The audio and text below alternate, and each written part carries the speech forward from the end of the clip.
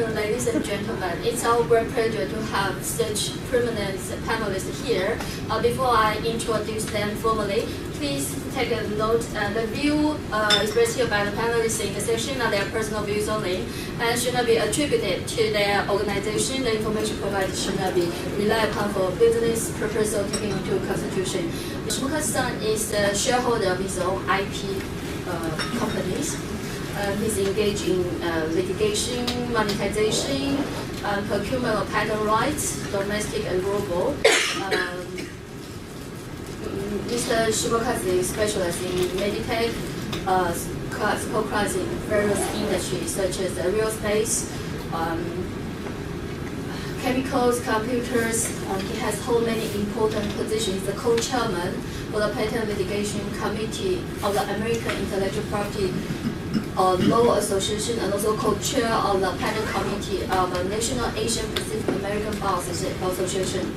He served for many years as the Executive Committee for California State Bar Intellectual Property Section, California State Bar Federal Core Committee, and a member editorial bar for the Journal of Association of University Technology Manager, and Steering Committee of California Minority Council Program, founding director of Orange County Japanese American Law Association.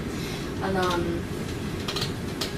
I don't want to bore you for those their legendary history, but they will give you comprehensive information. Well, thank you very much, everybody. So we talked about registration. Trademark Office, is fine with giving you the registration, but they also want to be able to take it back from you. And so they, over the last couple of years, have started to do this post-registration audit, and it's done on a random basis. The Trademark Office states that what they're trying to do is kind of clean up the register from marks that aren't really being used. I'm not quite sure that I believe it, and I think maybe Brett was kind of alluding to a problem where, I don't know, you've got 100 listed goods, in a single class, and, are you really using the mark on all 100 goods? And I really think that that's kind of the type of problem that this audit program is trying to address, and that is, you've got all these goods and services listed in these different classes, but are you actually using the mark on or in connection with those goods and services? Okay, so why is this audit program important to you? Well, one, depending upon how the audit goes, you could lose your entire registration. The other is that it kind of can play into other issues that might be going on in federal court litigation or maybe a cancellation proceeding. What I mean by that is that things that you do during this audit period might actually be used against you in a district court proceeding or in a cancellation proceeding. The other is attorney discipline. So for those registered in the Patent and Trademark Office, they have some jurisdiction over what you're doing or not doing. And technically, if they find that you're not acting in some ethical fashion, they can take steps against you in a disciplinary way. Okay, so to give some context about this audit program, the Trademark Office says that what they're trying to do right now is audit about 5,000 applicant or registrations a year. Now, to put that kind of in context, and this isn't, really kind of a great context, but in 2018, there were 500,000 new trademark applications. Now, obviously, not every one of those applications gets to the point of registration, but, I don't know, 5,000 out of 500,000 may kind of give you some indication of the likelihood of audit. although the trademark office does say that they're trying to increase that 5,000 number. Okay, so when can this audit, come into effect or affect your registration? One, you need to have filed some declaration of use. The other is that your registration has to have at least one class with 4 or more goods or services, and or it has to have at least 2 classes with 2 or more goods or services. What is at least unclear to me is that it kind of appears that there's kind of like no time frame during which this audit can sort of like capture your declaration of use. And what I mean by that is, you file a declaration of use maybe today. It's unclear, at least to me, whether that audit program can come along 2 years later and then, relook at that declaration, or whether it has to be within any particular time frame.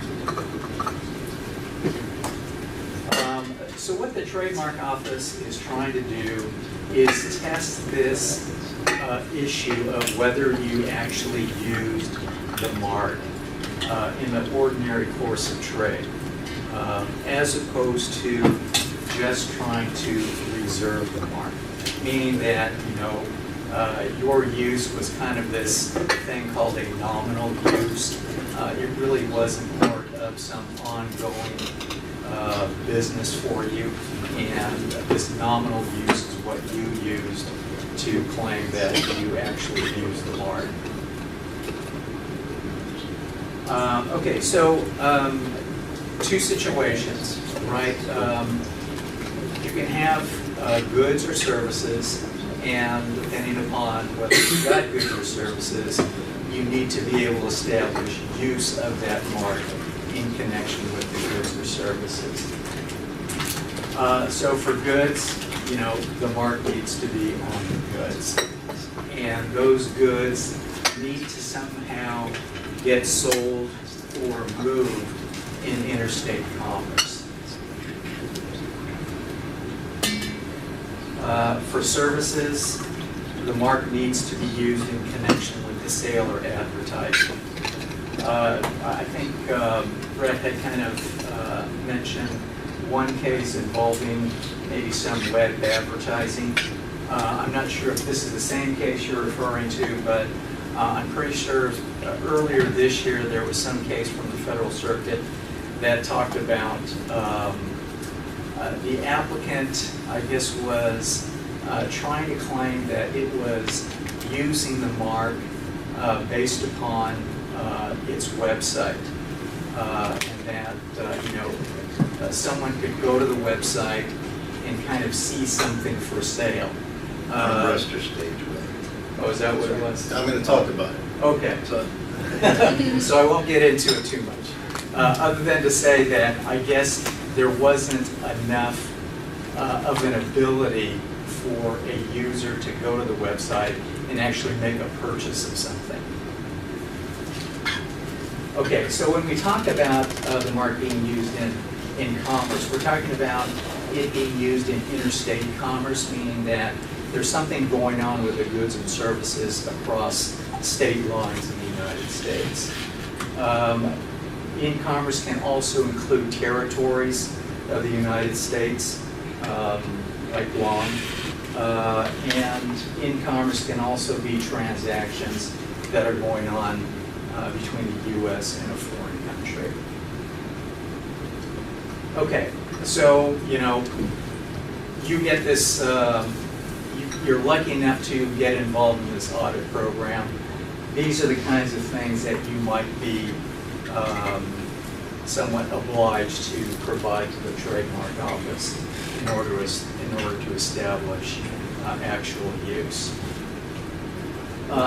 The kind of overall, I think, intent or goal of the Trademark Office is to really kind of test to see if, out of the 50 goods that you listed in the one class, are you really using that mark on all 50? And so they go through this process of office action and response to kind of, get it whittled down to maybe finally expecting you to provide evidence of use for each of those 50 goods or services.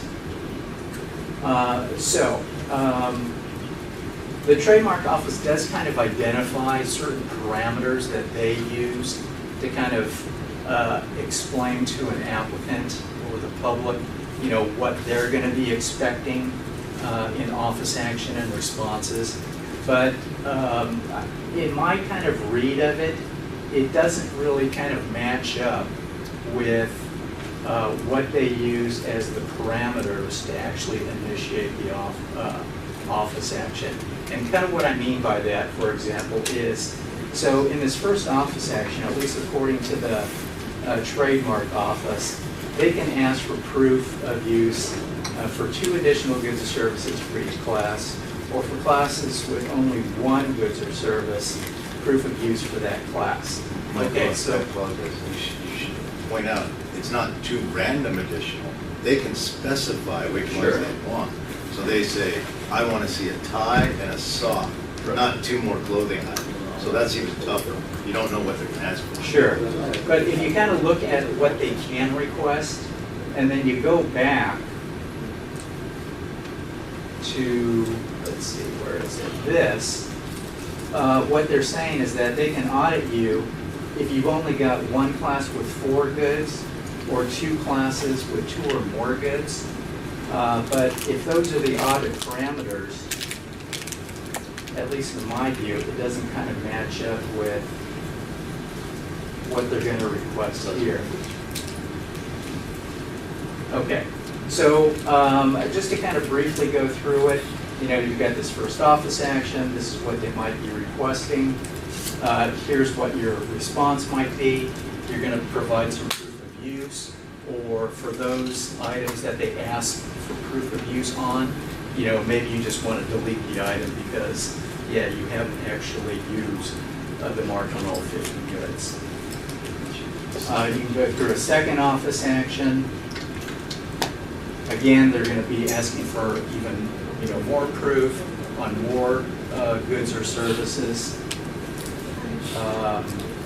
And finally getting down to a final office action where they're basically saying that, you haven't given us all the proof, and so we just kind of need to delete out those goods or services that you can't provide proof of use on. Okay. Here's where you are at the final office action. Good. You either got to delete out those goods or services or petition the director. And they won't give you another opportunity to start showing this. Yeah, sure.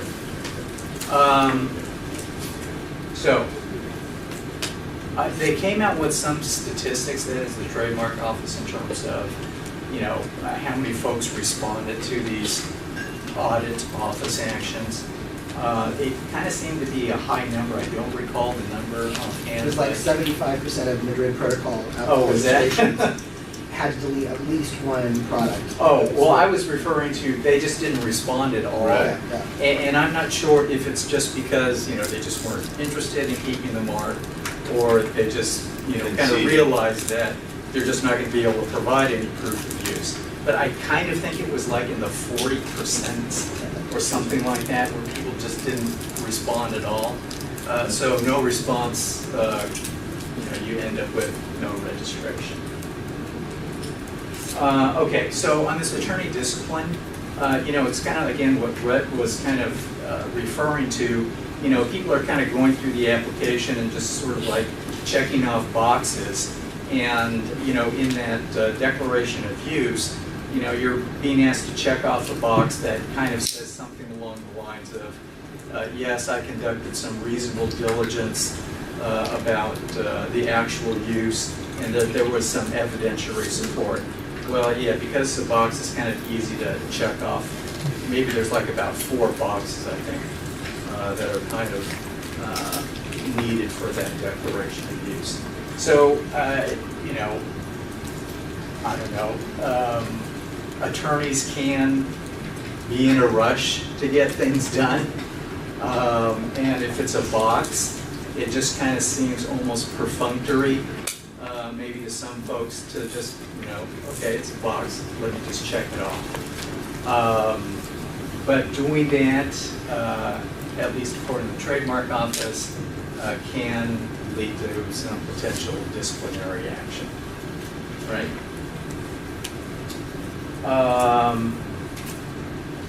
I think another kind of related issue in this whole audit program is are applicants that are, you know, submitting specimens of the mark which just aren't real specimens. I'm not sure how, you know, the audit program really kind of addresses this issue, because at least in my mind, you know, if someone's submitting a fraudulent specimen, they're going to probably be happy to submit a fraudulent declaration No, that Michael, supports. the answer is, Yeah. they'll say, we don't like your specimen, we think it's Photoshop. Now, please provide us either more packaging or another photograph at a different angle.